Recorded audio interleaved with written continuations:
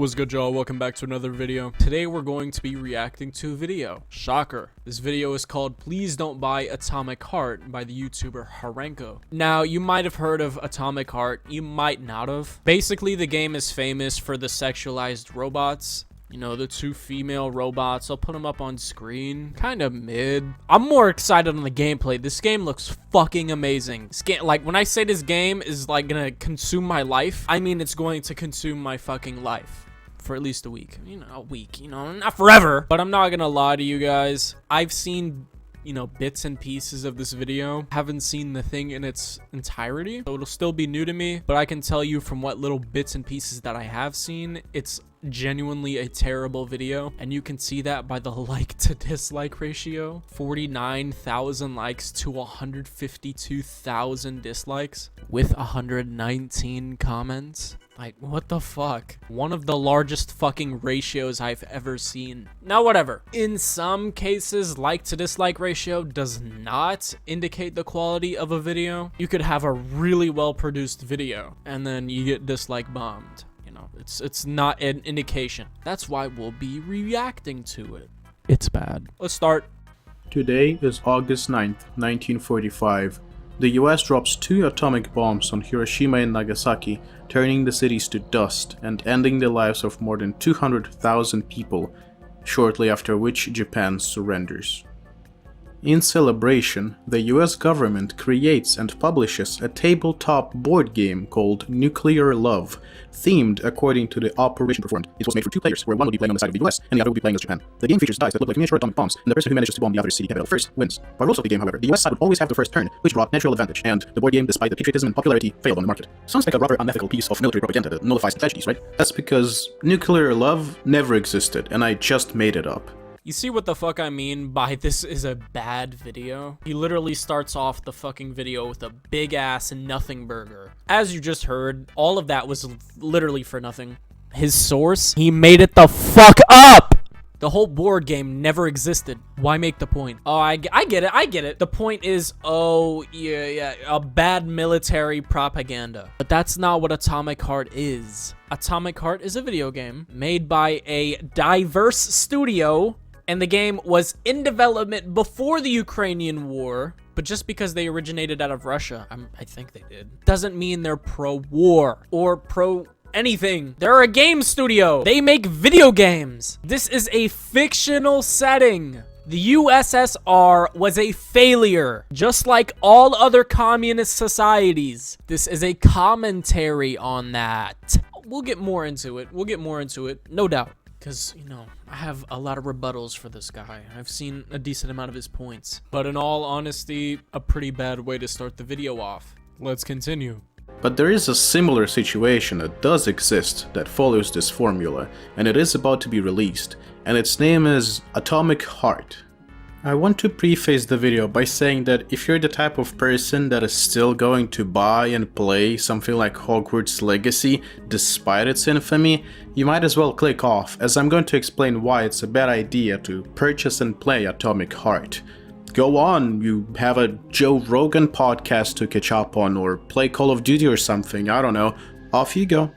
So, I'm not gonna lie, we already know where this guy lies on the political spectrum. Definitely left-leaning. That's fine, whatever, I don't care. It's video games. But notice how his virtue signaling ass had to bring Hogwarts Legacy into this fucking conversation. It had no purpose being in here. If you're still going to play Hogwarts Legacy despite its infamy, you should click off this video right now. I hope everybody that watches this video goes out and purchases the deluxe or ultimate edition of Hogwarts Legacy just to support the people that made it. Give J.K. Rowling more money. Go do it. Because fuck these people who are like, oh, you're transphobic if you play it. It's a video game. So we already know this guy's kind of a dumbass. You know, pretty much shaming you for playing video games that he doesn't like or agree with. But whatever. It's this next point that I'm even more like, what the fuck on? You know what I mean? Because he goes on to insult those who are not only, you know, planning on purchasing and playing Hogwarts Legacy, but also Atomic Heart. I already have Atomic Heart pre-installed. Fuck you, Harenko. You play Destiny 2. You have no place to speak on bad video games.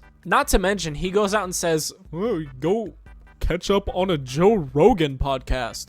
Or go play some Call of Duty. Go on. Like, who the fuck are you? You're like the fucking moral arbiter of things we can and can't do. Who the fuck are you to tell us what we can and can't do? You're like shooing us away like we're second-class citizens because we want to play a video game. Not a very good way to treat your viewers. See, here on the Reby Trail channel, all of you are equally smart with a combined IQ of infinite. All jokes aside, I know you guys aren't like clinically retarded. You guys have functioning brain cells unlike Harenko here. I'm sure the majority of the viewers can see, oh my gosh, what a fucking idiot. He's making fun of us, telling us to play Call of Duty and watch Joe Rogan. I don't think anybody I know watches Joe Rogan, like unironically. Like, Joe Rogan just brings up random bear facts in the middle of like a nuclear war conversation. He's just the most random fucker. And Call of Duty is dog shit. I literally just made a video on it. It's literally made for fucking simpletons. Like the 40-year-old dads sitting in front of their 70-inch TVs after getting home from work. That's who Call of Duty is for now. But yeah, insulting your viewers, pretty much shooing them away as soon as you get your videos like kicked off, not a smart idea, buddy. Being Ukrainian myself, I'm making this video to spread awareness, so even if 100 people see this, I'm satisfied. Even if one person cancels their pre-order because of this video, I'm satisfied. I will be turning monetization on for this video if possible, and all revenue from this video will be going straight to local Ukrainian charities. But let's start with the basics. What is Atomic Heart? Atomic Heart is a video game set to be released on February 21st, 2023 that is positioned by the developers as BioShock in the USSR. It describes the events of the alternative history of the 50s, where the Soviet Union emerged from the Second World War scientifically and technologically advanced. You see, call me a fucking idiot, but I fail to see the issue with the game's premise. What's wrong with the game's premise? BioShock in the USSR, alternate history. We know in real life, USSR bad. USSR failure. But in this alternate reality, the USSR didn't fail immediately, didn't collapse, and actually came out technologically advanced. A cool premise. Where is the issue? I'm not seeing sexism, racism, homophobia, or anything problematic of the fact. Maybe trigger warning, even though I think that's fucking stupid. USSR and communism? That's bad? It is bad, no doubt. But that's the only bad thing I can see about the game. It has the USSR in it. You know, let's hear what this man has to say. We'll hear him out. Reaching the peak of development with cold nuclear fusion and intelligent robots. You play as Mayor Nechayev, who is a KGB major and an officer in special assignments. So far, the game has been universally appraised, earning top spots in oncoming games lists on sites like PC Gamer, IGN, and Gamescom. But let's see who is really behind it. The game is developed by a Russian studio called Montfish. On the website of the studio, there is currently no mention of the fact that this is a Russian game dev. The story of the company begins with its launch in 2017 by a team of 4 like-minded gaming enthusiasts in Cyprus. Okay, so we heard this man out. He explained to us the world of Atomic Heart. Pretty chill. I really like the world and concept of Atomic Heart. It's fucking awesome. But then he gets into the developers. Based out of Russia, like I said. 4 gaming enthusiasts. Not 4 warhawks fueling the Russian war machine. No. 4 gaming enthusiasts from Russia. Pre-Ukrainian war. What's wrong with the developers? I genuinely don't see an issue here. You know, I'll bring up a cool fact. Well, it's not really a fact. It should be a given. Even if the developers of Atomic Heart gave every single cent of revenue to Russia to, you know, help, you know, aid the war in Ukraine, it wouldn't make a difference. It really fucking wouldn't. What would they produce? More AKs? Rusty ass AKs? Missiles that work 40% of the time? Maybe? Let's just be completely realistic and say this game sells 2 million copies. $60 a pop. That is $120 million. Or approximately 1, and I repeat, 1 V-22 Osprey in the US military, of course. 1 vehicle for the entire game's profits. Military shit is expensive. That's why trillions are sent to fund wars. Billions and trillions of dollars. I think the only fucking game that is likely made billions of dollars by now is Minecraft. And think of how long that game's been out. Yeah, countries send each other billions of dollars, more money than you could comprehend, to help fund war efforts. 120 million is nothing. It's a fucking drop in an ocean. So hating on, Russian developers simply because they're Russian makes no sense. You shouldn't hold it against a development studio just because they're an ethnicity and where they're based and located. I think that's called racism. That's not very good. At the same time, the studio was mentioned as a Russian one with an office in Moscow in Russian gaming and IT media articles. In 2019, there was even a report from the Moscow office of the studio.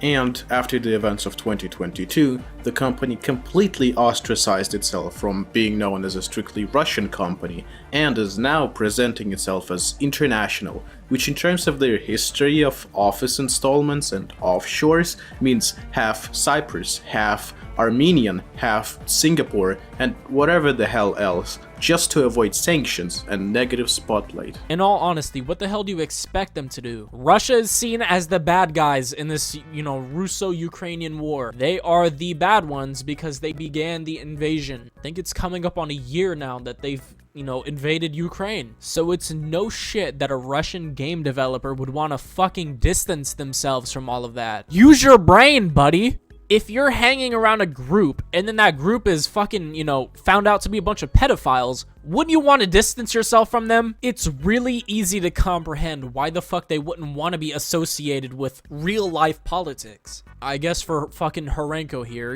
low IQ Destiny 2 player, he can't wrap his mind around it. So, now that we've established that this is actually a Russian studio, what is their opinion on the war going on? What could be their stance on this tragic matter that could save and keep their public image and also not tank the sales? Let's read out loud together. Guys, we have noted the questions surrounding where we at Montfish stand. We want to assure you that Montfish is a developer and studio with a global team focused on an innovative game and is undeniably a pro-peace organization against violence against people. We do not comment on politics or religion. Rest assured, we're a global team focused— Hold on, stop. We do not comment on politics? You're making a game that's sole idea is USSR renewal and communism. You classified your game as inspired by Bioshock and Prey, yet you go the no politics in my video game route? This is one step away from the types of gamers who say, I don't like politics in my video game, and then immediately open up Fallout. What absolute nonsense. Okay, so here's what I'm understanding. They came out and said that they were a pro-peace organization, meaning they do not like violence, thus indicating that they do not support the war in Ukraine, despite being a Russian developer. Where's the issue? You're just not gonna acknowledge that. And in the second tweet, where they addressed things like religion and politics, they're talking about real life politics. Real life politics. It's not hard to comprehend. I can see why this video has so many fucking dislikes. I'm trying to give him the benefit of the doubt here. Maybe the wording of the tweet made him believe that, but even so, you literally see the gameplay trailers of Atomic Heart. It's a dystopian USSR, a fictional setting about how the USSR is bad. Look at the gameplay. There's murderous robots running around killing everybody. How is that making a pro-USSR and pro-communism statement? If anything, it's making an anti-USSR and an anti-communism statement about how it all fell apart and is bad. About how because their technology went so far, along with the mismanagement of, I'm assuming, said government or agency, whatever, everybody is affected by this, essentially. How is this an issue? How is this hard to understand? I tried giving you the benefit of the doubt just then, but I can't. When they said, we do not comment on religion and politics, they're talking about real life politics and religion. They're focused on making a video game, not making a political statement. After that, their response to criticism regarding that tweet was simply to ban people, so it's a short end there. Now, let's look at the CEO of Montfish, whose name is Robert Bagratuni. Except that it isn't. His actual name is Maxim Zatsepin. Max previously had a position of a creative director / top manager in Mail.ru, which is now presented as VK, the biggest social media platform in Russia. It doesn't take much to figure out that a platform that is based in Russia, directed and controlled by Russia, and is used only by Russians will have a strict pro-Russian stance. But it doesn't end there. Meet Yevgenia Sidova. As the founder of Montfish, she's a former model and an owner of a modeling agency. She worked at New Media Stars, where she was in charge of the computer graphics department. That company is now in charge of various pro-Russian mass media, such as Vzglyad.ru and Dni.ru. According to the former employees of the company, all Montfish transactions and checks are on her behalf. Okay, so I might just be an idiot, but again, I fail to see an issue here. These are ex-employees of these companies, meaning they left. Just because they previously worked at the companies doesn't mean they have their ideals. Have you ever heard of people hating their job? They left to make this company with differing ideals. So what? Dude, every piece of Russian media you see is controlled by the government. Maybe that's why they left the fucking companies to form their own? This guy is an actual idiot. Let's roll back the time a little bit. The game has been in development for quite a while, and by quite a while I mean at least 7 years, with its earliest trailers dating back to 2017. And the scene in 2017 and 2018 wasn't as smooth for them. Many people got interested and excited, but a lot of people were skeptical, the reason being a shady system of pre-orders. Let me paint you a picture. An unknown company posts a small teaser trailer of some generic assets and a description to cause hype, with all of the effort to guide you to their pre-order page, where you would be met with a $60 base game, $90 pre-order for Gold Edition, and $100 for Premium Edition. Mind you, you see these price tags, and there's exactly 2 minutes of badly made teaser trailer footage with no gameplay to serve as the video game's representation and marketing. What did not help was the fact that the game was being developed by a studio that no one has ever heard from before, being just born and publishing Atomic Heart as their first game, which means that they have no background and no past games that would justify the pre-order prices. However, the breaking point for many people was that the game didn't even have a release date, or even a release year at the time, which meant that you're investing up to $100 for something that might not come out ever, practically losing your money. You know what else is $60 for the same price as the base game?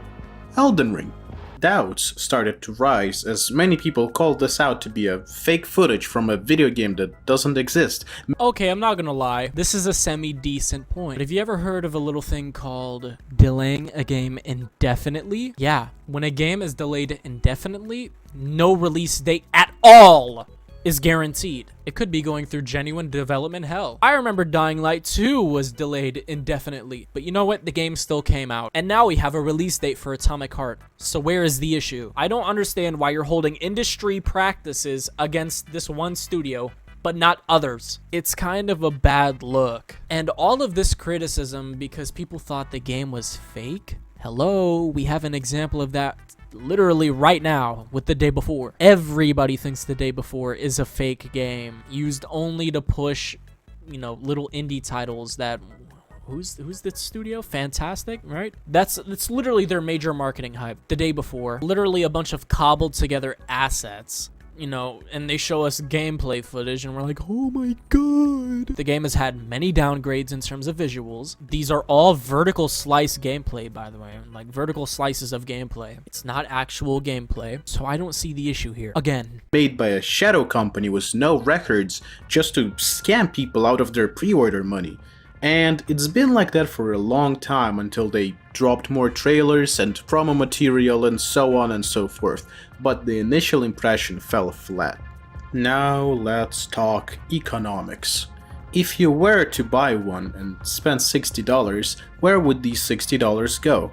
That is a really good question. To answer it, let's look at what kind of companies signed up to be the investors and publishers for Atomic Heart, basically to be the ones who would be taking the large cut in Atomic Heart's revenue. The investors of the studio are Chinese Tencent and Russian GEM Capital and Gaijin Entertainment.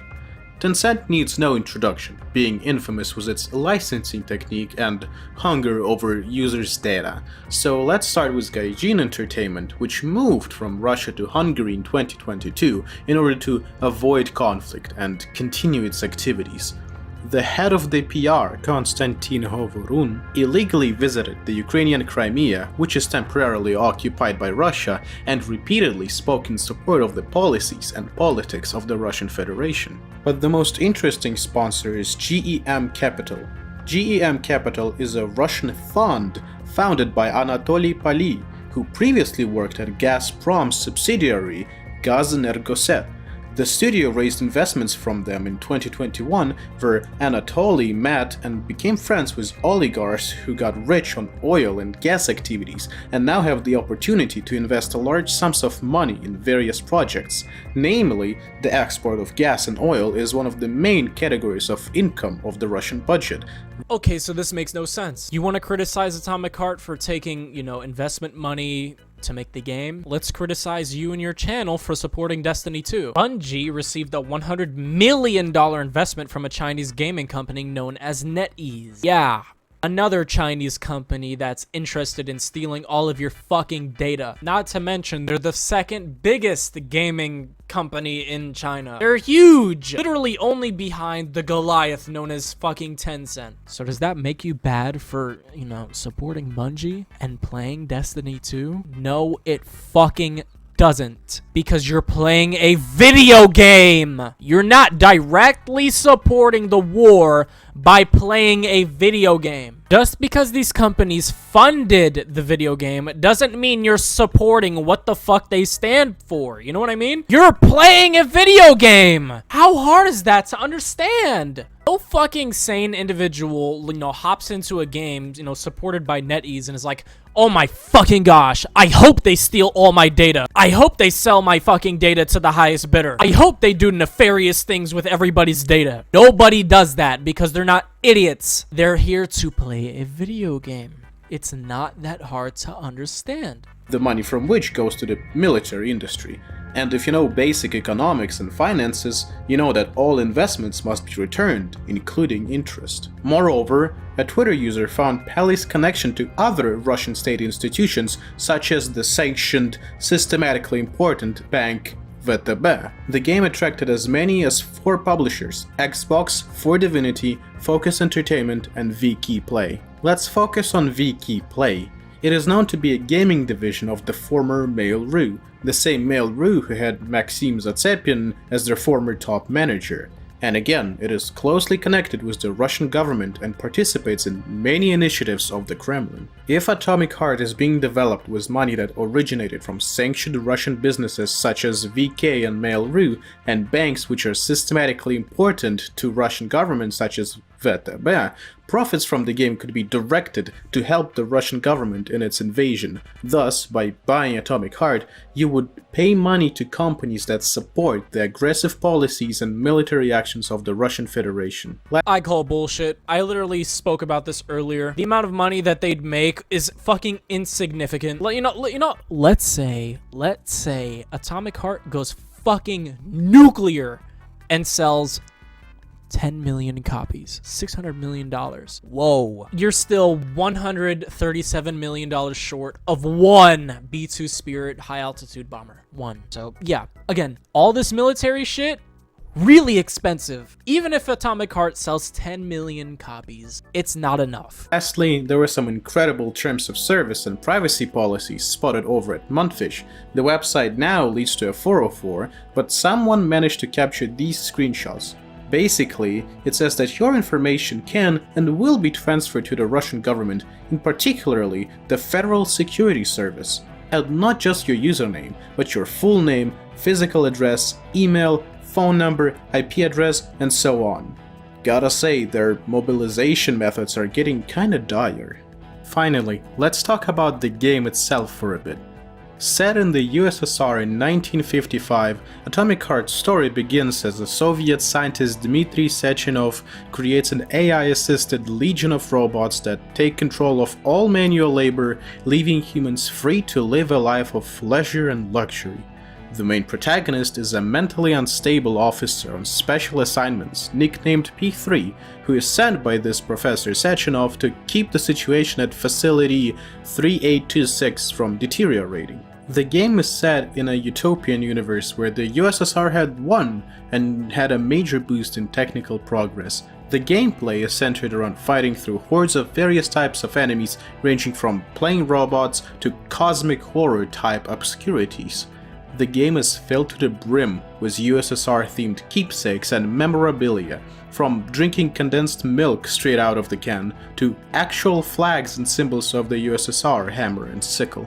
Oh no, a game set in the USSR has USSR propaganda and imagery. Oh no, my fucking horror. This kind of approach to the showcase of USSR and communism walks a thin line between using it for world building and praising it.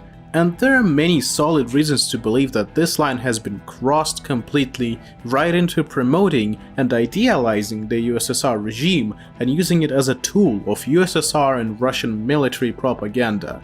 And there have been events to prove this. Take a look at this event that people behind VK organized. It was a special showcase of Atomic Heart for the Russian press, which was stylized in the game's Soviet aesthetics. And they did not go stingy on the decorations, huh? The event included a dinner in a large banquet hall where you could see Soviet-style slogans like "Glory to the Soviet engineers" or "Comrade, join the society of the future." One of the users in Twitter replies said, "Imagine if developers of Wolfenstein had a Nazi-themed party," and I would say that's well said. Not well said. This is actually some really cool marketing. They had an entire fucking event just for this one game. It really fits the theme and aesthetic of the world that the developers are going for. Dope ass marketing. But to go back on that Wolfenstein comment, do you not know that they released a lot of marketing filled with Nazi imagery?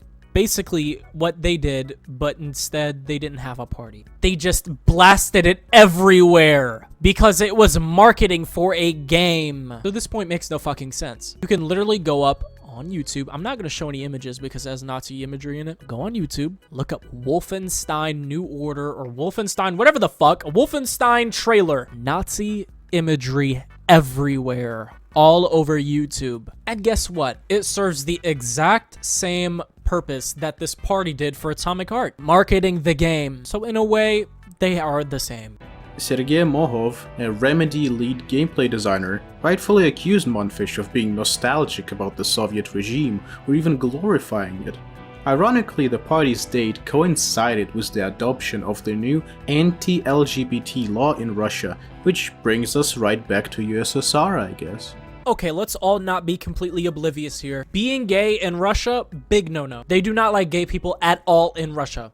Modern day Russia, not just the USSR. Hell, even all over the continent of Asia, there's a bunch of homophobia. They just do not like gay people up there. So your point is they don't like LGBTQ, even though this is a known fact? Hell, I don't even think Ukraine likes LGBTQ. Nobody in Asia likes LGBTQ. They see it as a disease. And YouTube, hear me out. They are not a disease. LGBTQ is not a disease. Do not attack me. I'm not saying it is. You do whatever the fuck you want. I don't care. But just because they're marketing a game on the same day a fucking anti-LGBTQ bill was passed, even though Russia doesn't like LGBTQ, doesn't mean that, you know, they're directly correlated. There's literally no correlation there. Modern day Russia doesn't like LGBTQ as well as the USSR. I have to preface that again. So this is not an Atomic Heart issue. This is you reaching for shit to hate on the game. A major point that I want to bring attention to, that there have been numerous well-made games with a Soviet or USSR or low-lie Eastern Europe theme or setting. Let's bring some examples. In Singularity, the Soviet Union discovered a source of element 99 and has special powers that could warp time itself, trying to bring it to the glory days through time travel. If you're in the mood for video games that came out 15 years ago, but already played through all the world famous ones, you should give it a try. In Half-Life 2, the setting of City 17 has not been directly said to be in a specific part of the world, but it's clear that it's been influenced by Eastern Europe's architecture and style. Bulgarian art director Viktor Antonov, the person behind City 17 and Dunwall of Dishonored, mentions his childhood hometown of Sofia as main inspiration for City 17. Other places like Belgrade were also used as reference. Yeah, this is all swell and cool, but what does that have to do with the video? I agree, you should play these games. I've never tried Singularity. Looks really cool. Reminds me a bit of like BioShock, but like that level in like Titanfall 2 where you can like go back in time. It looks like a cool time manipulation game. I'll definitely be checking that out. But yeah, other than that, it has no significance to this video. You're basically giving us alternatives to Atomic Heart that everybody's already played. So no, I will not be playing Half-Life 2 for the 4th time. I will check out Singularity though. In Disco Elysium, the streets of Martinez show what it would be like to live through the failure of an attempted communist revolution. You can still see artillery damage and bullet holes in the walls, notes the lead writer Helen Perry. There's this feeling of being stuck in the past. People of Soviet and post-Soviet era are very familiar with this feeling, especially those who live in countries like Moldova or Estonia, which is the homeland of the game's lead designer, Robert Kurvitz. The game takes its own spin of what being a communist entails through its own political vision quest and partially the main quest. I won't spoil it, and I do suggest you try it out yourself. Coming back to Atomic Heart, another point that rubs me the wrong way is the recent marketing strategy. It seems like their marketing team realized that their previous shady strategy has failed to bring in pre-orders, so they went with another plan to make typical capital G gamers buy their game, which is of course none other than through sexualization and objectification of women.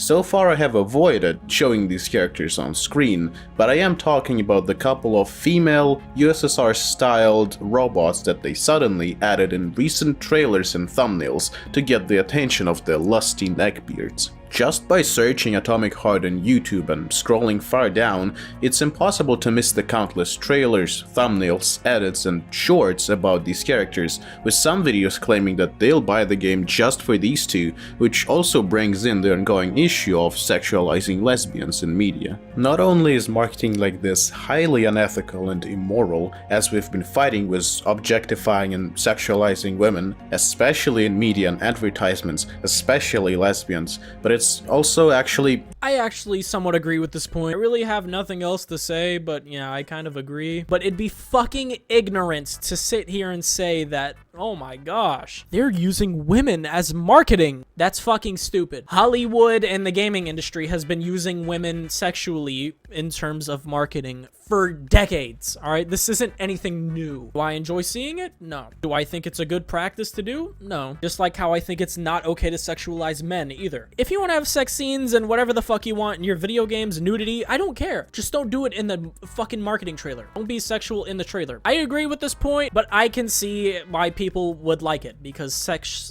sells, right? I don't care. I'm here for the gameplay, not two female robots. illegal. For example, in Ukraine, our parliament adopted a law banning sexism in advertising, which became active in January 2022. Elected officials have banned showing the superiority of one gender over another in physical, intellectual, or social aspect, showing stereotypical roles of men and women, gender-based violence, as well as the human body as a sexual object. In simpler terms, it's just gross and cheap, and what pains me to say is that it seems to be working. These YouTube shorts and edits are getting millions of views, quickly becoming favorite among the fans, who quickly started to spread rumors about a possible 6-hour sex scene in the video game. It's so wrong on so many levels. In conclusion, what can you do to support Ukraine on this matter? Yeah, I'm gonna cut him off there. Pretty much his conclusion is like, cancel your pre-orders, donate all the money to Ukrainian charities, whatever. Overall, a really bad video. Does nothing but attack the developers for developing a game, does nothing but attack the game for being a game, and poorly tries to convince you to cancel your pre-order if you have one, or just not get the game at all. I hope everybody goes out and buys the Ultimate Edition of Atomic Heart on this video. I'm gonna cut this shit short, because this video is well over half an hour long. It's actually a lot easier to edit videos this long as I remember it being, so maybe I'll do more content like this. But yeah, overall, one of the worst fucking videos I've seen in a while. Go out and buy Atomic Heart. If you don't have the money, get it on Game Pass. Download it. Comes out the 21st, so as of February 15th, 2023, 6 days. I already have it pre-installed. So yeah, don't listen to anything this clown has to say. If you have Atomic Heart, don't feel bad for having it. You're playing a video game, not supporting a war machine. Anyways, that's the end of the video. A like and subscribe would be appreciated. It's free, and you could always take it back if you find out you don't like my content. Anyways, I love you guys, and have an awesome day.